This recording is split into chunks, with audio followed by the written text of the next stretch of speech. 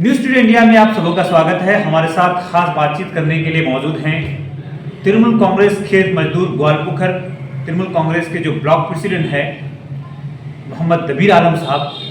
हम उनसे बातचीत करेंगे। जो गुज़श्ता कल है लोधन ग्राम पंचायत में तृणमूल कांग्रेस की तरफ से एक ज्वाइनिंग सभा और कर्मी सभा का आयोजन किया गया था। उस कर्मी सभा के बाद तृणमूल कांग्रेस के उस प्रोग्राम के बाद कांग्रेस की तरफ से कई ऐसे सवाल कई ऐसे प्रश्न आए जिसको लेकर हम सीधे तौर पर तृणमूल कांग्रेस के जो ब्लॉक प्रेसिडेंट है खेत मजदूर विंग के तृणमूल कांग्रेस पार्टी के मोहम्मद दबीर आलम साहब से बातचीत करेंगे। सर, जिस तरीके से कल आप लोगों ने एक बड़े अगर हम कहें ग्वालपोखर के एक मजे हुए सियासतदानों को अपने सियासी जमात में आपने शामिल किया है, क्या लगता है कांग्रेस का कहना है उससे कुछ फर्क पड़ने वाला नहीं है और वो तो बाय महाज के थे और ज़माने में वो थे कांग्रेस में, आज कांग्रेस से उससे कोई फर्क नहीं। देखिए, कहने वाले ने जो कहा है कि इनसे हमको कोई फर्क नहीं पड़ेगा, वो गलत बोला है। वो गलत बोला है। कल बात है कि इस्लाम साहब एक पुराने जाने माने लीडर हैं, वो एक विंग्स है संगठन का। अब बात रही कि वो कांग्रेस में थे या सीपीएम में। हम लोग का टारगेट ये नहीं है कि हम लोगों को कांग्रेस को लेना है, सीपीएम को नहीं लेना है, बीजेपी को नहीं लेना नहीं। हम लोगों का एक टारगेट है कि हम लोगों को तमाम लोगों को ये बीजेपी को यहाँ से हटाने के लिए तमाम लोगों को अपने संगठन में लाना है। और हम लोगों की लड़ाई जो मेन लड़ाई है हम लोगों को सेंट्रल गवर्नमेंट जो मोदी गवर्नमेंट बैठी हुई उसके लिए है। इसीलिए हम लोग सीपीएम को भी साथ लेते हैं और कांग्रेस को भी साथ लेते हैं। अब ये लोग इन लोगों को कोई जगह नहीं मिलती है, इसे तो एहतजाज करना चाहिए सेंट्रल गवर्नमेंट का। आइए सेंट्रल गवर्नमेंट का एहतजाज नहीं करके मगरबी बंगाल हुकूमत के खिलाफ बोलते हैं, ये इन लोगों की मर्जी है। हम लोग वो जोट में थे तो उनको तो नुकसान हुआ, मुझे फायदा हुआ, वो अपने नुकसान को बर्दाश्त नहीं कर पा रहा है तो वही फिसियानी बुल्ली खंबा नूचे बोलता है कि कांग्रेस का आदमी नहीं है वो सीपीएम का आदमी है, लेकिन जोट में तो उसी का आदमी था और जोट ही तो उसको वोट दिया था। तो क्या लगता है पंचायत इलेक्शन से आने से पहले इस तरीके से आप लोग ज्वाइनिंग कर रहे हैं, तो क्या ऐसा मानते हैं क्या कि ग्वालपोखर में अभी भी अपोजिशन है? ग्वालपोखर में अपोजिशन नहीं है, मैं नहीं कहूँगा। ग्वालपोखर में हल्का फुल्का अपोजिशन है, 5% 6%। क्यों? मेरे जिस मुहिब ने बोला है कि ग्वालपोखर में अपोजिशन तगड़ा है, अपोजिशन तगड़ा होने से वो अपने वोटों का गिनती कर ले कि हमारे जो एमएलए हैं तृणमूल कांग्रेस के वो कितने वोट से जीते हैं और उनके मुद्दे मुकाबिल इनको कितना वोट मिला है। अब अगर वो बोल रहे हैं इतनी कम वोट पाने के वजह कर भी कि हम बहुत तगड़ा हैं, तो जो कैंडिडेट जीते हैं उनके वोट को और जो हार गए हैं जो बोलते हैं अभी कि हम लोग बहुत तगड़ा हैं, दोनों को अगर तराजू में नापा जाए तो वजन में आने की बात तो दूर है, ये कंपटीशन करने वाले के वोटों से जीतने वाले का पल्ला का पासन ही नहीं मिटेगा, इतना दूर का वजन का फर्क है।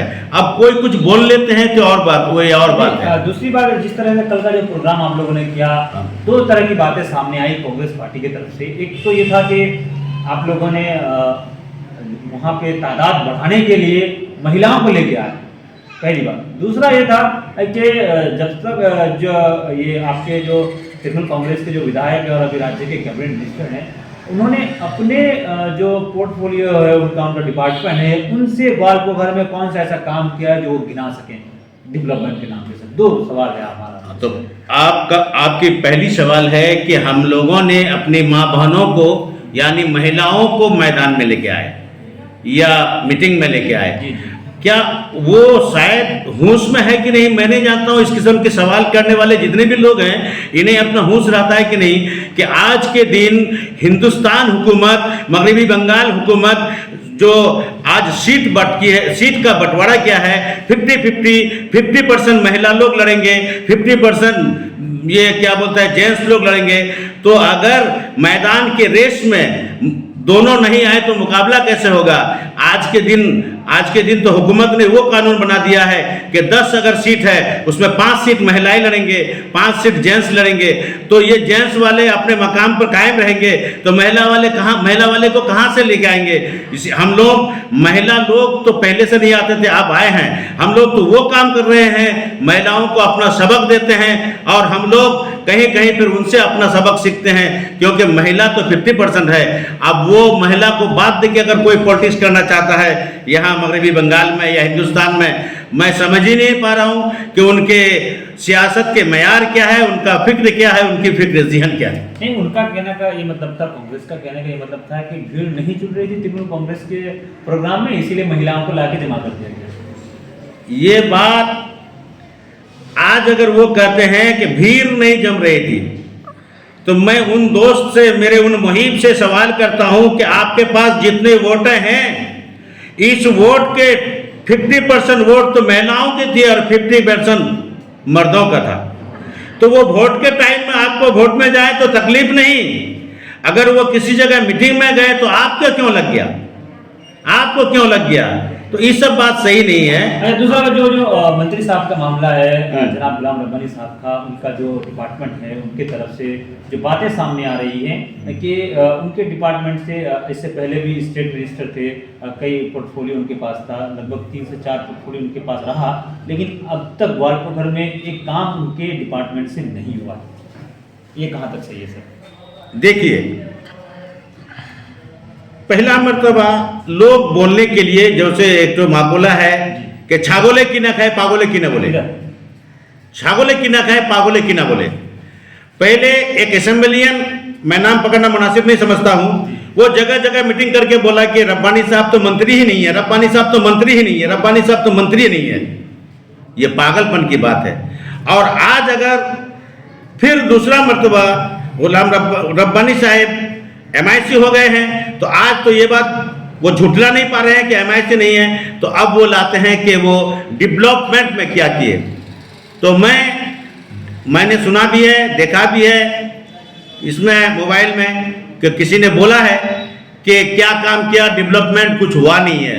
तो मैं समझता नहीं हूँ कि डेवलपमेंट किसको बोलते हैं। और बंदे ने एक बात और बोली है जिस बात से मैं भी दुखित हूँ और मगरबी बंगाल के तमाम माँ बहनें भी उस पर रश्क खा रहे हैं कि एक तालीम याफ्ता आदमी पूरे मगरबी बंगाल के माँ बहनों को भिखारी बनाई है। ये गलत है। उन्होंने कहा कि ममता बनर्जी ये भीख देती है, उसे होश ही नहीं है। सरकार से कहीं अगर पैसा दिया जाए तो उसको पहले फंड में लाना पड़ता है, उसका स्कीम तैयार करना पड़ता है। ममता बनर्जी अपने घर के रुपया नहीं देती है। ममता बनर्जी मगरबी बंगाल के जो सोर्स ऑफ इनकम है, इसके पैसे में से एक पैसा हमारे गांव के महिलाओं को देकर उनके दिल को खुश करने की कोशिश करी है कि मर्द लोग तो बाजार में सामान बेचते हैं, पैसा मुहैया कर लेते हैं, लेकिन मैं औरतों को, मैं अपनी माओं को, बहनों को, खाला फूफू को 500 रुपया करके अनुदान मैं दे रहा हूं एक फंड से। तो इन्होंने, मेरे मुहिब ने, मेरे दोस्त ने बोला है कि ये भीख है। मैं कहना चाहता हूं तमाम मगरबी बंगाल के लोगों, मगरबी बंगाल के औरतों के दिल को उन्होंने ठेस पहुंचाई है। मैं तो ये कहूंगा कि बेहतर होगा वो इन लफ्ज को विड्रॉ करे और वापस करे, बेहतर इसी में है। नहीं तो ये लोग उनको अगर कुछ कर पाए, हो सकता है रास्ता में कुछ कह दे, और नहीं भी कहे तो दिल से बद्दुआएं देंगी। नहीं, उन्होंने ऐसा नहीं कहा है कि लोगों को किसी महिलाओं को उन्होंने भिखारी कहा है, ऐसा तो नहीं कहा, बल्कि कहा है कि जो पैसा दिया जाता है वो एक भीख की शक्ल में दे रही है नहीं। हाँ, तो एक बात है, शक्ल भीख गलत है। ये एक फंड है, ये एक फंड है, और फंड को उन्होंने शक्ल भीख में कहा। ये बात अच्छी नहीं है, और अच्छी जुबान से गंदी बात अच्छी नहीं लगती है। सर, जब बात है डेवलपमेंट की, तो उनका कहना है कि ये जो इंफ्रास्ट्रक्चर है ये सिर्फ अभी दिखावे के लिए है, और खास करके इससे ऐसा नहीं होता। इंफ्रास्ट्रक्चर ग्वालियर में तैयार जरूर हो गया, बिल्डिंगें तैयार हो गई, लेकिन उसका यूटिलाइज नहीं हो रहा है। क्या कहना सर? वो तो पहले ये बात उनका कहना है कि यहाँ कोई डेवलपमेंट हुआ ही नहीं है, और दूसरे तरफ वो फिर बोलते हैं कि यहाँ जो डेवलपमेंट हुआ है वो कट मनी के लिए बोलता है। कट मनी के लिए हुआ है। मेरी सियासत के दुनिया में आने का, मैंने 34 साल रहा सीपीएम में, 8 साल रहा कांग्रेस में। आज भी मेरी वाइफ कांग्रेस के हाथ से जीती हुई मेंबर है। 1 से 1.5 साल हुआ ममता बनर्जी के कामकाज को देखकर मुझे एहसास हुआ कि अच्छी रोनमा है, मैं तृणमूल में आ गया हूं। अब वो बोलता है कि पहले वो दो में से एक सवाल खड़ा करे, डेवलपमेंट नहीं हुआ है या कटमनी हुआ है। अगर डेवलपमेंट ही नहीं हुआ है तो कटमनी कहां से? उनको एक बात बोलना था कि डेवलपमेंट नहीं हुआ, नहीं बोलना था। उनको ये बोलना था कि डेवलपमेंट हुआ है, डेवलपमेंट कटमनी ली गई है, ये बात बोलता तो दुरुस्त था। एक तरफ पहले मेरे दोस्त बोलते हैं कि डेवलपमेंट हुआ ही नहीं है और दूसरे तरफ बोलते हैं फिर कटमनी हुआ है। तो डेवलपमेंट नहीं हुआ तो कटमनी कहां से आया रे भाई? अब अगर वो एहसास करते हैं कि नहीं हुआ है, मैं गिना देता हूं आपको डेवलपमेंट, हमारे मंत्री साहब के डेवलपमेंट, ये MIC इस मर्तबा का होने के। Number 1 ITI college Panjipara 1 crore 12 lakh. Number 2 Manibita girls hostel 1 crore 12 lakh. Number 3 Kichak Tola girls high school, एक गर्ल्स हॉस्टल 1 करोड़ 12 लाख। अच्छा, उसके बाद boundary wall of Abdul Fattah मदरसा 22 लाख। उसके बाद लिंक रोड टू गुथी कर्म देखिए 12 लाख। उसके बाद अप्रोच रोड टू, देखा जाए तो आप एक लिस्ट लेके बैठ गए सर। हाँ। तो ये लिस्ट तो आपकी काफी लंबी लग रही है सर। हाँ, तो काम लंबी हुई है तो लिस्ट तो लंबी हो गई। हम लोग तो जुबान के गाजी नहीं है ना, गुफ्तार के गाजी नहीं है। हम साबित कर देना चाहते हैं कि हम लोग किरदार के गाजी हैं। मैं आपका लिस्ट भी देख रहा हूँ और काफी आपने कई फंड से काम भी करवाया आप लोगों ने, और हमने देखा भी है, इसमें कोई दोहराई नहीं है। हमारा तो नहीं, अगर हम कहें ऑपोजिशन का ये कहना है कि बिल्डिंगें हो गई, सड़कें हो गई, लेकिन आज भी ग्वालपोखर के लाखों परिवार के लोग रोजगार के लिए बाहर जाते हैं, उनको रोजगार नहीं है। उसका क्या किया आप लोगों ने? सुनिए, ग्वालपोखर के लाखों परिवार के लोग रोजगार के लिए बाहर गए हैं, इससे मैं इनकार नहीं करता। लेकिन मेरे मुहिब दो निशाना तृणमूल कांग्रेस को या गुलाम रब्बानी साहब को बना रहे हैं, ये निशाना साधना उसका दुरुस्त नहीं है। क्योंकि ममता बनर्जी की हुकूमत की आज से 11 साल और 11 साल के बाद अगर ये तमाम लाखों लोग जाते तो जिम्मेदार ममता बनर्जी और गुलाम रब्बानी थे। लेकिन 11 साल से ज्यादा उम्र के जितने बच्चे बाहर गए हैं वो तो कांग्रेस गवर्नमेंट सेंट्रल और मगरबी बंगाल में बाएं महाज की सरकार में गए हैं। ये वहां दादा यहाँ भाई दोनों मुल्क हुकूमत कर रहे थे। यहाँ भाई हम लोगों से वोट ले रहा था वाम फ्रंट के लोग, और ले जाके दादा को वहां दे रहा था, दादा वहां से भाई को दे रहा था। तो जिस वक्त दादा भाई की सरकार थी, मेरे मुहिब को ये बात होश नहीं हुआ बोलने में कि दादा भाई के वक्त ही लोग बाहर गए थे। आज तो कुछ वापस हो रहे हैं। आज मगरबी बंगाल के हुकूमत में ममता बनर्जी आने के बाद इनसे 11 साल पहले लोग जाते थे, अब कुछ बैकफुट हो रहे हैं, कुछ आ रहे हैं। वजह यही है कि ममता बनर्जी के कुछ कामकाज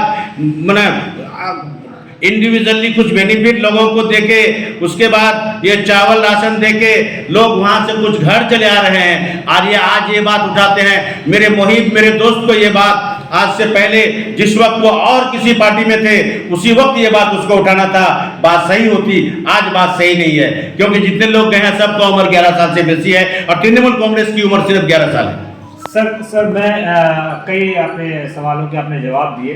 मैं जाते जाते आपसे एक सवाल करूंगा, क्या आपके नज़र में ग्वालपोखर में जिस डेवलपमेंट की बात आप लोग कर रहे हैं, क्या ये बिल्डिंगें बनाना, सड़कें बना देना, क्या आप इसको डेवलपमेंट मानते हैं, तरक्की मानते हैं?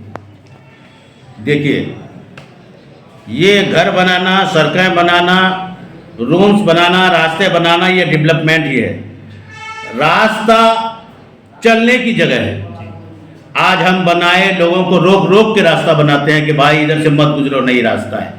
जब 2 दिन के बाद फिर लोग उसमें चलना शुरू कर देते हैं। एक मकान बनाते हैं, आप एक बात बताइए, जब आप झोपड़ी से महल बनाते हैं या मकान, बिल्डिंग के मकान बनाते हैं, तो एक बात आप बोलिए, आपको एक मकान तैयार करने में वक्त कितना लगती है? उसके बाद फिर झोपड़ी से सरो सामान शिफ्ट करने में कितना वक्त लगता है? उसके बाद फिर आपके बच्चे बाहर से आए तो उसे अपना रूम दिखाना पड़ता है। तो मंत्री साहब का काम था, वो फंड वहां से पास करा के रूम बना दिए, हॉस्टल बना दिए। अब हमारे मंत्री साहब का ये काम तो नहीं है कि घर घर जाके बच्चों को पकड़ के लाए, चलो तुम हॉस्टल में रहो, चलो तुम हॉस्टल में रहो। वहाँ कमेटी की बात है, वहाँ के जो स्टाफ लोग हैं उनकी बात है। हम लोग इलाके में हैं, मैं बिलखसूस मैं अपनी भी जिम्मेदारी समझता हूँ कि लॉदन स्कूल हमारे घर के करीब है, इस चीज़ को मुझे भी देखना चाहिए। मनी बिटा स्कूल हमारे घर के करीब है, इसे मुझे भी देखना चाहिए। और वैसा ही जो मेरे मुहिब बोले हैं कि सिर्फ घर बना दिए हैं, ए भाई हमने तो सोने का घर बना दिया है, तुम बिस्तरा लेके आओ, सोना मना कौन करता है तुमको? तुम सोओगे तक नहीं, हमें ले जाके बिस्तरा ढो देंगे क्या? ये इल्जाम लगाने की बात है भैया, मैं इस सब बात का मैं सही नहीं मानता हूं। मेरे मुहिब क्या कर रहे हैं? अब बोलना तो पड़ता ही है, क्यों? कर्म ही धर्म है। मेरे नजरों में कर्म ही धर्म है, धर्म कर्म नहीं है, कर्म ही धर्म है। हजारों चूहा खा के बिल्ली चली हज को, हजारों चूहा खा के बिल्ली चली हज को। और दूसरा माकुला बोलता हूँ, नाच न जाने आंगन तेरा। सर एक मिनट, आपके नाच न जाने आंगन तेरा। आपके पहले माकुला का आप अर्थ हमको बताइए, साफ साफ बताइए, कहना क्या चाह रहे हैं? साफ साफ बताइए। साफ साफ सुनना चाहते हैं क्या? मेरे मुहिब एक स्कूल के टीचर थे, ठीक है, एक आज भी हैं, आज भी हैं, और स्कूल से टीचर से ड्रैगन सेंट्रल कोऑपरेटिव बैंक के चेयरमैन बना। सर एक बात और आपको हम कंफ्यूज, मेरे दर्शकों को दूर करना चाहता हूँ। आप बार बार अपने मुहिब हम ये जानना चाहते हैं, आप अगर उसका नाम लें तो हमारे दर्शकों को भी समझ में आ जाए। नहीं, मैं नाम लेना मुनासिब नहीं समझूंगा। हमारे दर्शकों जिन्होंने ये सवाल आपसे किया है, मैं उसी को जवाब देता हूँ। चलिए उसी को जवाब देता हूँ। इससे पहले वो कांग्रेस का कहलाता है, कांग्रेस की तारीफ करती है, मुझे इससे नफरत नहीं है, आपको अच्छी लगती है आप तारीफ कीजिए। लेकिन तृणमूल कांग्रेस को बदनाम करता है, कुछ नहीं किया।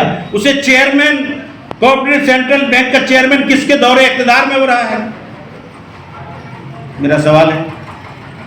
नंबर 2, उसके भाई जैनगांव ग्राम पंचायत के प्रधान रहा है, किस दौर में रहा है? उसका भाई किस सिंबल से जीता था, किस सिंबल के लोगों ने उसे वोट दिया था? सिर्फ मैं एक था, मेरी वाइफ सिर्फ कांग्रेस सिंबल से जीती थी, बाकी तमाम वोटर्स तृणमूल कांग्रेस के थे, उसको प्रधान बनाया।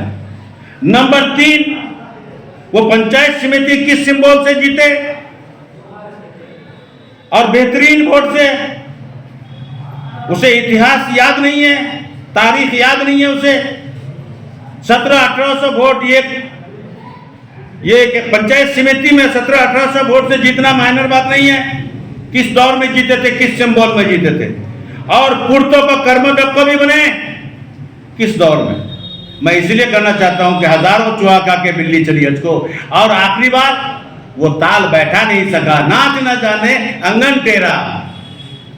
तो सर आप ये कह रहे हैं कि जब वो पंचायत समिति की बात करें, पीडब्ल्यूडी कर्मचारी की बात करें, कोऑपरेटिव चेयरमैन की बात करें, चाहे या फिर बात करें उसके भाई की प्रधान की, तो ये डेमोक्रेटिक है सर। डेमोक्रेटिक में हर इंसान को, चाहे वो आप किसी भी सियासी जमात, किसी भी सियासी पार्टी से, आपको इलेक्शन लड़ने का अधिकार है। बिल्कुल, उन लोगों ने उनको वोट दिया, अपना मतदान दिया और वो कामयाब हुए। तो उसमें आपको ये बात कहाँ, क्या बताना चाह रहे हैं, हमें ये बताइए आप जरा। कि टीएमसी में उस वक्त वो थे तो जिताया था, आप आज टीएमसी में हैं तो आपको भी लोग जिताएंगे, कहना क्या चाह रहे हैं? एक बात मैं ये कहना चाहता हूं कि अगर टीएमसी खराब है, कांग्रेस बेहतर है, तो मैं दावत सुखुन देता हूं अपने मुहिब को, वो फिर आए इस मर्तबा इसी कॉन्स्टिट्यूंसी से पंचायत समिति के इलेक्शन में जितने वोट से वो जीते थे,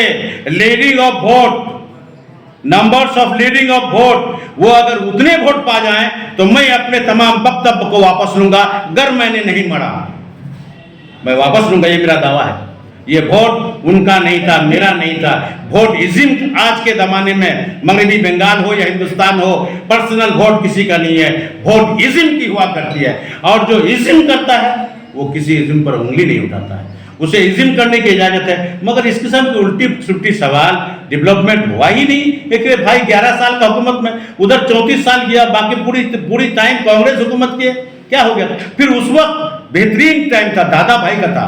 यहाँ ज्योति बाबू, छोटा भाई, वहां मनमोहन सिंह, सोनिया गांधी, मेरे भाई, तो उस वक्त तो बेहतरीन था। आज के दिन हमारे मंत्री साहब जो डेवलपमेंट कर रहे हैं, हमारे मंत्री साहब मगरबी बंगाल के तमाम लीडरों के सर पे एक नंगी तलवार लटक रही है, इसके बीच में वो लोग लड़के आज ये काम कर रहा है। सर अब मैं आपको, जब आप इतिहास जा रहे हैं तो मैं आपको याद दिलाना चाहूंगा सर, जिस दादा भाई की सरकार की बात कर रहे हैं सर, उसी दादा भाई की सरकार में आप भी तो थे सर। बिल्कुल, उसी पार्टी में आप भी, सियासत की शुरुआत उसी से हुई क्या? जी, उस वक्त आपने कुछ नहीं बोला? मैंने उस वक्त भी बोला है और मुझे खराब लगी है। मैं और एक असेंबलियन के जैसा नहीं हूं, मैं निकाला नहीं गया हूं, मैं मोहम्मद कबीर आलम न सीपीएम से निकाला गया हूं ना कांग्रेस से निकाला गया हूं। मुझे खराब लगा तो मैं चले आया हूं। आज इतिहास तारीख उठा के देखने बोलिए, अब तक सीपीएम के ऑफिस में मेरा एक्सपेल नामा नहीं है, मैं जिम्मेदारी, और कांग्रेस में भी मेरा एक्सपेल नामा नहीं है। और एक असेंबलियन है, एक्सपायर दवा है, अब बोलता है बड़ी बड़ी बात, भाई तुम तो एक्सपायर होगा, तुमको खाने से आदमी मरेगा और कुछ होगा। आज के दिन ये लंबी लंबी बातें करते हैं कि बोले रब्बानी एमएलए नहीं था, आज उसको जरा सा होश नहीं है, रब्बानी मंत्री नहीं था, आज जो एमआईसी बने, आज क्यों नहीं बोलता एमआईसी नहीं है? तो इन लोगों की आदत है। एक चीज देखिए, कुछ लोग हैं खुद तरक्की करना चाहते हैं और कुछ लोग हैं, मैं एक हिंदी कवि बोलता हूं आपको, इस जमाने में कुछ लोग ऐसे हैं अपने चिंता से उतना चिंतित नहीं है, अपने चिंता से उतना चिंतित नहीं है जितना कि दूसरों की तरक्की से। आज मगरबी बंगाल तरक्की कर रहा है, उसके जमाने में तरक्की नहीं हुआ तो वो आवल तवल बोलता है। ए भाई, तुम इससे बेहतर तुम करते तो लोग तुम्हारे साथ रहते, हम बेहतर किए हैं, हमारे साथ है। अगर हम गलत करेंगे तो जैसे आप गए हैं आज के दिन, कल लोग मुझे भी पहुंचा देंगे। लोगों का एहतराम कीजिए, लोगों को भिखारी मत कहिए। आप कांग्रेस पार्टी बिलोंग्स करते हैं, मैं तृणमूल बिलोंग्स करता हूं, कोई बीजेपी बिलोंग्स करता है, सब बंदे को जाना पड़ेगा बंदों के पास। और जब आप आज जिसको भिखारी कह रहे हैं, टीवी में आ रहा है तो मेरा फोटो, आज जिसको भिखारी कह रहे हैं, आप इस हाथ से भीख मांगिएगा वोट का और वही मां बहने इस हाथ से देगी। मैं बेहतरीन राइटर के किताब को पढ़ के बोलता हूं, बेहतरीन मुसन्निफ पे लिखने वाला, कि नीचे वाले हाथ से ऊपर वाले का हाथ का मकाम ज्यादा है, दुनिया में भी आखिरत में। तो जिसे वो भिखारी कर रहे हैं, कैसे जाएंगे उनके पास फिर वोट मांगने के लिए? चलिए सर, बहुत बहुत शुक्रिया हमारे साथ बातचीत करने के लिए। सर काफ़ी वक्त आपने दिया, तो हम आप दर्शकों को बताना चाहेंगे, हमारे साथ बातचीत कर रहे थे किसान मजदूर के जो विंग्स के जो ब्लॉक प्रेसिडेंट हैं मोहम्मद कबीर आलम साहब। काफ़ी गहरी बातें, काफ़ी दूरंदेश वाली बातें उन्होंने हमारे साथ की। फिलहाल हम तमाम लोगों को दीजिए इजाज़त। उत्तर दिनाजपुर जिले के ग्वालपोखर से आदर्श मजुमदार के साथ निजाम।